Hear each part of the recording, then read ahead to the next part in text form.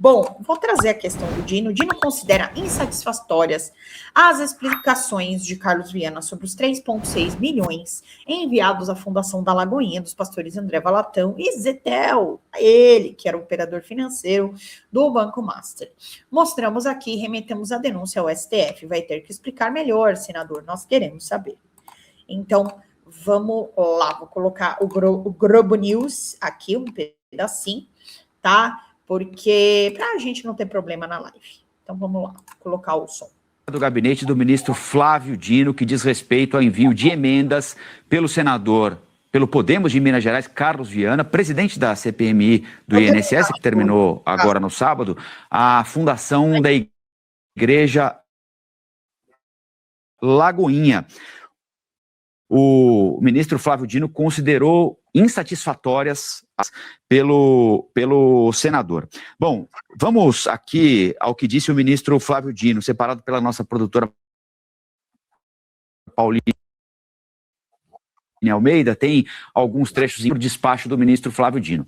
Em razão de alegações formuladas, determinei a intimação do excelentíssimo senador Carlos Viana e do Senado Federal para que prestassem esclarecimentos acerca de supostas irregularidades na destinação de recursos oriundos de emendas parlamentares à Fundação Oasis. Essa Fundação Oasis aqui é o braço social, digamos assim, da Igreja dos Termos. E aí aqui tem a explicação das emendas encaminhadas pelo senador Carlos Viana a Lagoinha. Foram 3.600.000 reais em emendas parlamentares à Fundação Oasis, braço social da Igreja Batista da Lagoinha, liderada pelo pastor André Valadão. 1,5 milhão de reais em 2019, via emenda PIX à Prefeitura de Belo Horizonte, com destino carimbado à Fundação Oasis. E aqui tem um ponto que o ministro, ao longo da decisão dele, esclarece, porque para a prefeitura cuidar de asilo, para a prefeitura manter o funcionamento de centro de tratamento para dependente de droga, mas, segundo a denúncia, o dinheiro passava pela prefeitura porque ele já estava carimbado para a Fundação Oasis. Então, 1,5 milhão a prefeitura de BH carimbado à Fundação Oasis em 19.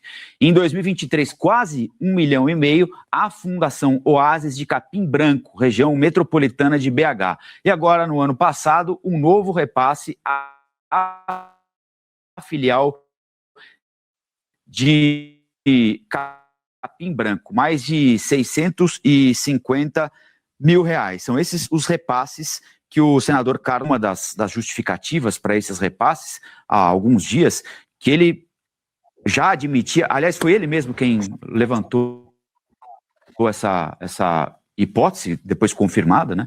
Ele trabalhou na emissora de TV vinculada à Igreja Lagoinha, ao mesmo tempo em que fez esses 3 repasses via emendas parlamentares para a igreja. A representação foi apresentada por deputados do PT e do PSOL.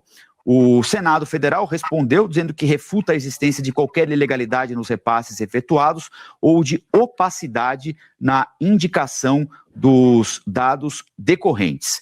Segundo o ministro Flávio Dino, diante da insuficiência de transparência e rastreabilidade das emendas sob exame, impõe-se a necessidade de requisição de documentos junto às prefeituras envolvidas, e aqui a gente está falando da prefeitura de BH e da prefeitura de Capim Branco, das prefeituras envolvidas do governo federal e da própria Fundação Oasis, que é esse braço social da Igreja da Lagoinha. Então, o ministro Flávio Dino quer mais explicações sobre as emendas repassadas pelo senador Carlos Viana à Igreja Lagoinha por meio dessa Fundação Oasis e por meio dessas 2 prefeituras. Uma decisão importante chegando de Brasília, agora do... Bom, e aqui...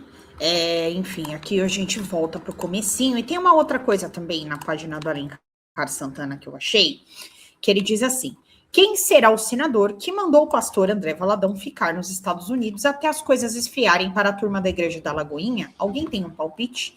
Graças à Polícia Federal e à CGU, a bolsofarra do INSS foi descoberta e acabada e milhões de aposentados já receberam seu dinheiro de volta.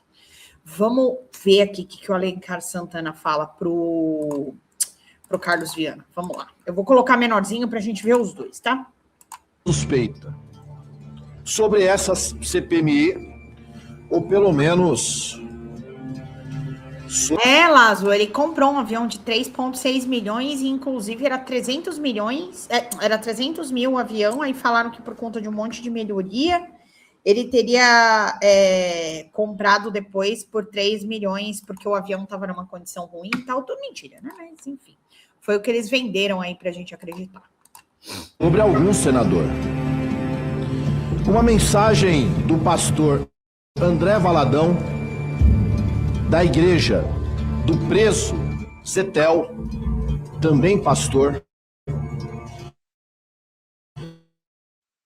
Ele diz que o interlocutor, mensagem publicada no Metrópolis, será melhor esperar para final de fevereiro ou março. Ele diz que vai estar mais tranquilo e ele vai fazer algumas ações para lhe resguardar. Parece que o pastor André Valadão está dizendo que alguém o avisou que ele seria blindado aqui nessa CPMI. Aí ele manda ainda para esse interlocutor: o senador mandou esperar para eu não ir mesmo para o Brasil. Ele está lá nos Estados Unidos. Isso é muito grave, essa suspeita, muito grave. E me parece, deputado Rogério, que mais coisas surgirão ao longo do dia sobre esse assunto. Mais coisas surgirão ao longo do dia. E é importante lembrar que a turma do comando desses criminosos que utilizaram-se de uma igreja para fazer uma fraude, o Zetel já está preso, o pastor nos Estados Unidos. Essa turma foi blindada aqui nessa CPMI, porque os requerimentos, por exemplo, foram pautados em novembro e demoraram a entrar na pauta, entrou no finalzinho. Então isso é muito grave, essa suspeita ficar no ar. Esperamos que venham mais verdade ou que a Polícia Federal depois prossiga na investigação. E aqui também tem uma outra coisa relacionada a isso, só antes, né, para a gente entender, o relatório não foi aprovado no sábado, que seria o último dia, e os governistas entregarão um relatório paralelo no dia 7/4, aquele do Pimenta, do Rogério Corrêa, do Alencar. Eles vão entregar agora no dia 7 de abril. O texto que foi apresentado no sábado foi rechaçado pelo presidente senador Carlos Viana, enquanto o texto, aliás, o texto deles, né, foi rechaçado pelo presidente do colegiado, que é o Carlos Viana do Podemos, enquanto o texto do relator Alfredo Gaspar foi rejeitado por 19 votos contrários ante a 12 favoráveis. Com a rejeição, a comissão terminou sem relatório depois de 7 meses de polarização, embates e até agressão física. Gente, fora o barraco que teve na questão do Alfredo Gaspar, né? Aquela questão do Alfredo Gaspar, ela ainda tá rolando, eu apresentei aqui para vocês, tá? Teve ali a suposta moça que seria filha do Alfredo Gaspar, falou que não é filha dele. O Alfredo Gaspar disse que seria o primo. A história não bate muito, mas vamos aguardar aí as apurações. A Soraya Tronic disse que se ela tiver enganada, ela vai pedir desculpas. Então ela já se manifestou nesse sentido, tá bom? Só para deixar esclarecido, porque ontem, na live da Folha Democrata, eu trouxe para vocês os vídeos, tanto do Alfredo Gaspar, depois que terminou lá a CPMI, da acusação do Lindbergh, e eu trouxe o vídeo da moça, tá? Não vou lembrar o nome dela agora, gente, porque são muitas pessoas, eu enlouqueço. Mas a gente vai ver agora o Cacai falando uma coisa muito importante. Lembra que eu falei para vocês aqui do sigilo do Lurinha, que na verdade ele foi suspenso pelo Flávio Dino, a quebra, mas mesmo assim os dados foram vazados? O Cacai faz um vídeo muito bacana explicando essa festa da quebra do sigilo que acontece na CPMI do INSS. Gente, assim, eu sei que muita gente quer saber, mas quanto que o fulano recebeu, quanto que o fulano pegou de não sei de onde, não sei o quê. Só que essa pessoa, ela precisa ter ligação com a fraude. Não é porque, eu quero saber quanto que fulano ganhou na historinha dele com a Mariazinha, que eles tinham uma empresa lá que fazia não sei o que lá. Isso não nos importa. Isso tem que ter uma conexão com os fatos principais que levaram à instauração da CPMI. Assim é com a CPI do crime organizado também, que eu contei para vocês aqui que o pessoal do Banco Master ficou de ir, não foi, não eram obrigados, por quê? Não tinha ligação direta. A CPMI do crime organizado, ela foi para deflagrar as facções criminosas depois da questão da chacina do Rio de Janeiro. Então, a gente precisa entender por que as coisas existem. Assim, a gente não coloca tudo no mesmo balaio e acha que, não, mas aí tem que fazer a quebra mesmo.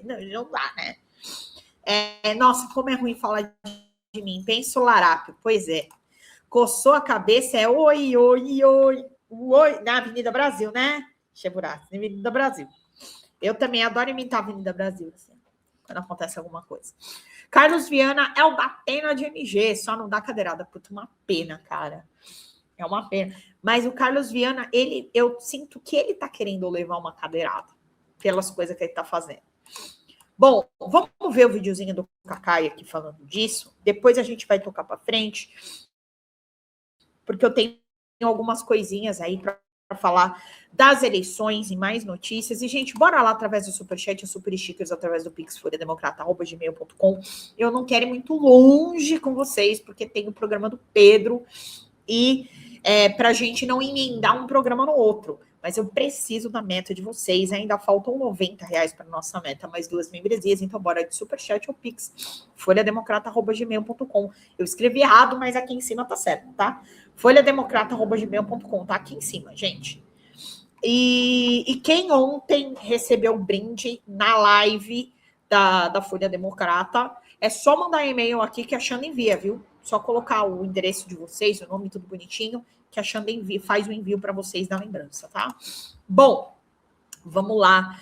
Vamos colocar o vídeo do Cacai. Afinal de contas, a gente precisa entender toda essa farra das quebras de sigilo feita pela CPMI. Vamos ver esta patifaria que acontece.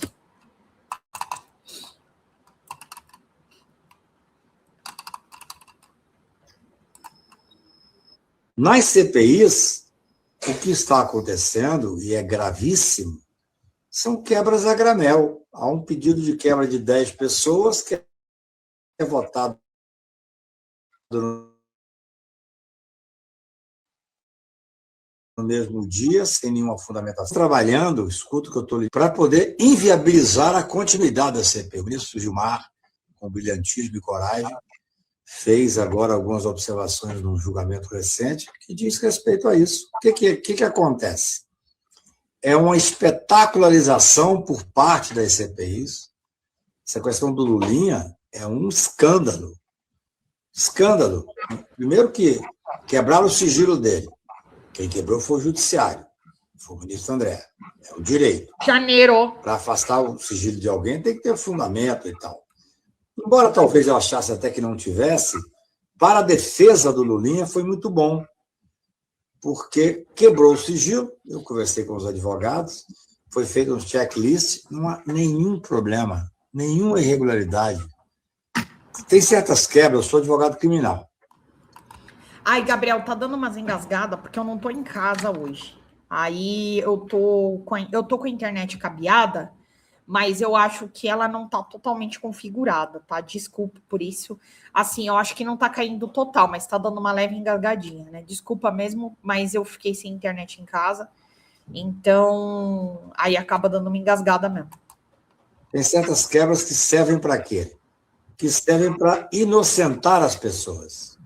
Você faz uma quebra de sigilo, aquela quebra de sigilo demonstra que não há nenhuma irregularidade.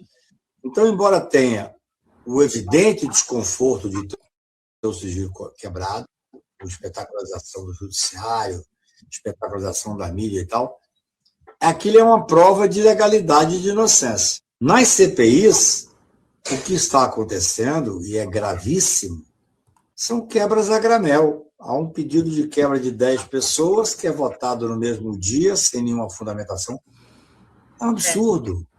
As CPIs estão trabalhando, escuta o que eu estou lhe dizendo, para poder inviabilizar a continuidade da CPI. O ministro Gil. É isso, que foi o que a gente comentou. O Gilmar Mendes comentou sobre isso, e por isso que teve todo aquele discurso do Alfredo Gaspar no último dia, entendeu? falando mal do Gilmar Mendes, usando lá um discurso do Barroso de 2018. Mas é isso. Essas quebras de sigilo a esmo, divulgadas, e mesmo depois da suspensão, assim, isso é um absurdo, né? E gera processo indenizatório, e com certeza quem passou por isso vai entrar com a ação, porque... Gente, vamos lá, vamos falar de Tarcísio e Haddad no estado de São Paulo.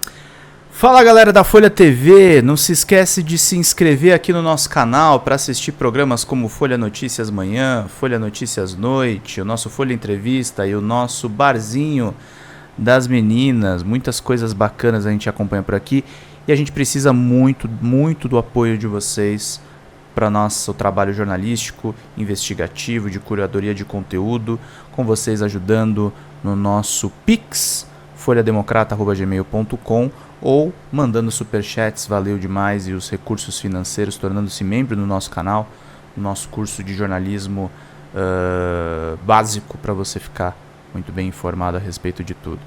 Queridos e queridas, muito obrigado pela presença de todos vocês, vida longa e próspera. Cuidem-se, cuidem dos seus, e não esquece de se inscrever aqui na Folha TV. Até mais!